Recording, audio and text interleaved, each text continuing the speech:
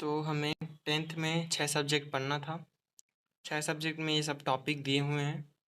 इन topics में से हिंदी का ये सारा टॉपिक सब खत्म हो चुका है और आज शुरू करेंगे हम लोग इंग्लिश। ठीक है, तो इंग्लिश में आज क्या पढ़ेंगे? ऐसे और लेटर।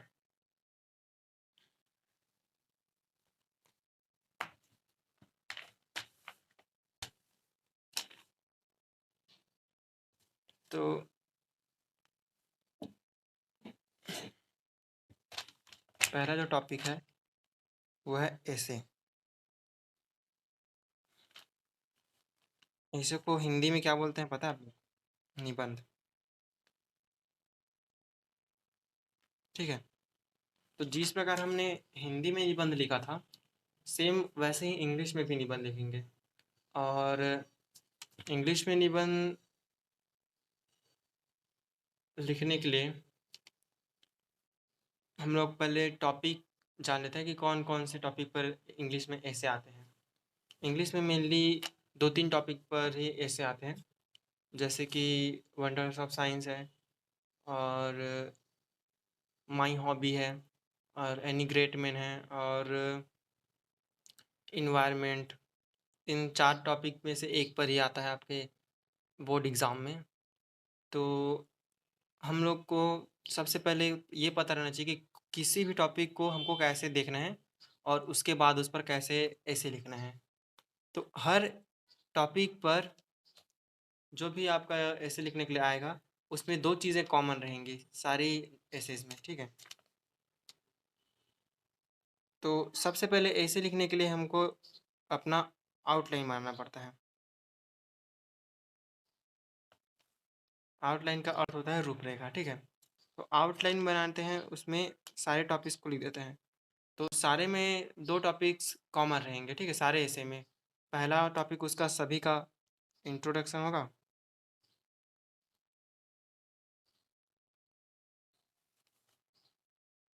और लास्ट टॉपिक सबका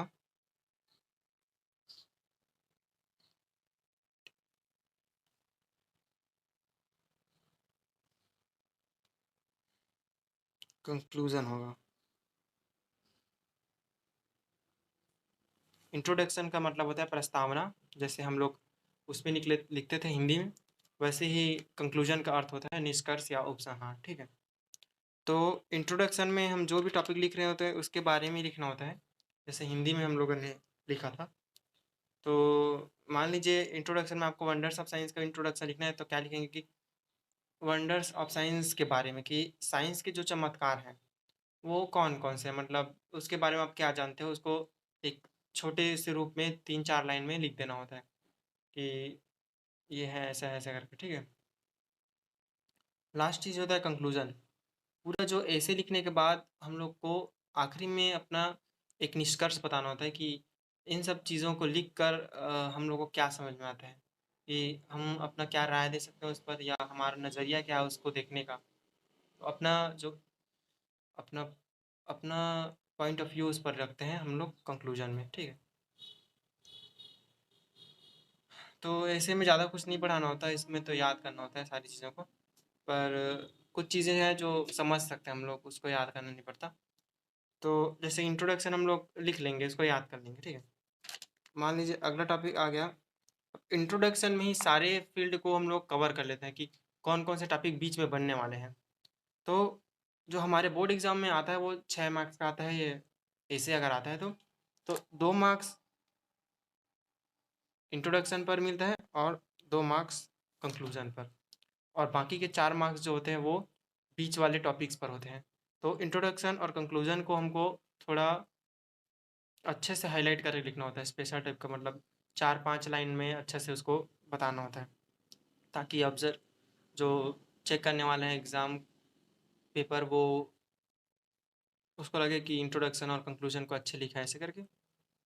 तो इसको आप 3-4 लाइन में मत लिखना है, इसको कम से कम 4 या 5 या 6 लाइन में लिखना होता है, एक इंट्रोडक्शन या कंक्लूजन को। ठीक है, बाकी बीच के टॉपिक जितने होते हैं उसको 2 लाइन 3 लाइन 4 लाइन में आप उसको कवर कर सकते हो। मतलब 200 वर्ड्स कवर हो जाएगा ऐसे लिखना होता है। ठीक है, 200 शब्दों में ही लिखना होता है, 200 से 250 शब्दों में। तो आप लगभग 100 शब्द जो होते हैं वो 80 से 100 शब्द जो होते हैं इंट्रोडक्शन में डाल दीजिए, 80 से 100 शब्द जो होते हैं वो कंक्लूजन में डाल दीजिए, बाकी के शब्द जो होते हैं वो बीच वाले टॉपिक्स में होते हैं। तो हमारा जो बीच के टॉपिक्स होते हैं उसको कैसे हम लोग पता करेंगे, मतलब कैसे याद रखेंगे, उसके लिए तो आपको याद करना पड़ता है। पर ये होता है कि अगर आप आसानी से उसको याद रखना चाहते हो तो इंट्रोडक्शन में ही जो प्रस्तावना होता है उसी में ही उन बीच के सारे टॉपिक्स का नाम लिख दो आप, ताकि उसको आपको अलग से याद करना ना पड़े, ठीक है। तो आउटलाइन में इंट्रोडक्शन पहला हो गया। दूसरा उसका पॉइंट होता है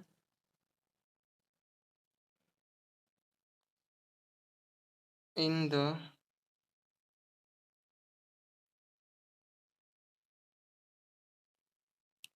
फील्ड ऑफ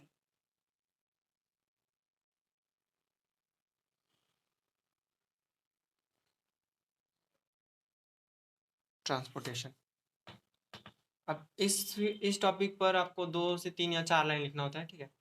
तो इसमें कैसे लिखेंगे कि हमको शुरू में बताना होता है कि ट्रांसपोर्टेशन अर्थात यातायात में यातायात के क्षेत्र में विज्ञान का क्या योगदान है। तो इसमें लिखेंगे पहले कि science has given many wonders to all humans for transportation. इसका अर्थ होता है कि विज्ञान ने सभी मनुष्य को यातायात के लिए बहुत से आविष्कार दिए हैं, और जो उनके समय को बचाता है और उनके कार्यों को सरल कर देते हैं। तो इस प्रकार हमें उसमें विज्ञान के योगदान को यातायात के क्षेत्र में शुरू में बताना होता है। उसके पश्चात जो कुछ ट्रांसपोर्टेशन के मशीन्स के जो एग्जांपल्स हैं उनको हमको यहाँ पर रखना होता है, जैसे कि बस, ट्रक, ईटीसी, ठीक है। वैसे ही हर फील्ड में आप वैसे लिखोगे, बीच में 4 टॉपिक डालना होता है, 4 फील्ड जो आपके 2 मार्क्स को कवर कर सके, ठीक है। तो इसको आप खुद से लिख लेना, ठीक है। और बस ये, इसमें ज़्यादा कुछ बताना नहीं होता है ऐसे में, आपको खुद से ये सब प्रिपरेशन करना होता है। ऐसे याद कैसे होता है, प्रैक्टिस करने से होता है। आप एक बार उसको याद कर लोगे तो भूल जाओगे बार बार, पर आप एक बार याद करोगे उसके बाद बीच में थोड़े दिन बाद उसको फिर से देखोगे, और ऐसे ही कुछ दिनों में देखते रहोगे ना, तो आपके मेन एग्ज़ाम तक आपको अच्छे से याद हो जाएगा। तो आपके क्वार्टरली एग्ज़ाम जो होते हैं, त्रैमासिक एग्ज़ाम, उससे पहले आप कम से कम उसको एक बार अच्छे से याद कर लिए रहना, और उसके बाद 2 या 3 बार बीच में देख लिया रहो। आपका क्वार्टरली एग्ज़ाम 3 महीने में होता है, 3 या 4 महीने में। तो आप एक 15 दिन शुरू में आप याद कर लीजिए, उसके बाद 15 दिन के बाद उसको देख लीजिए, उसके बाद और 15 दिन के बाद देख लीजिए, तो आप उसको कभी नहीं भूलोगे, फिर आपके क्वार्टरली एग्ज़ाम तक याद रहेगा। ऐसे करके आपको हाफ ईयरली एग्ज़ाम में भी करना होता है, और ऐसे ही सेम आपके एनुअल एग्ज़ाम में भी करना होता है।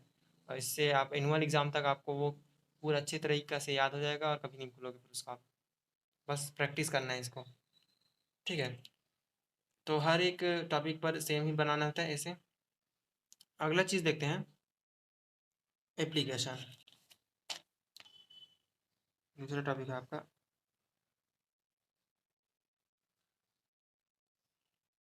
एप्लीकेशन और लेटर। जैसे हिंदी मैंने आपको बताया था कि लेटर 2 प्रकार का होता है, एक ऑफ़िशियल होता है, एक अनऑफ़िशियल, अर्थात औपचारिक और अनौपचारिक। ऑफ़िशियल उसको बोलते हैं जो ऑफ़िस वगैरह को लिखते हैं, जो बड़े-बड़े अधिकारियों को, प्राचार्य महोदय को लिखते हैं।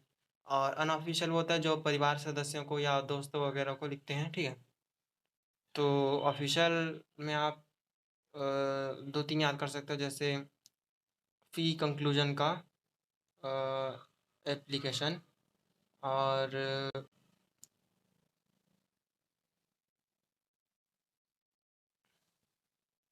और क्या कर सकते हो उसमें आप, सैनिटरी कंडीशन को के लिए, सैनिटरी कंडीशन का अर्थ होता है स्वच्छता संबंधी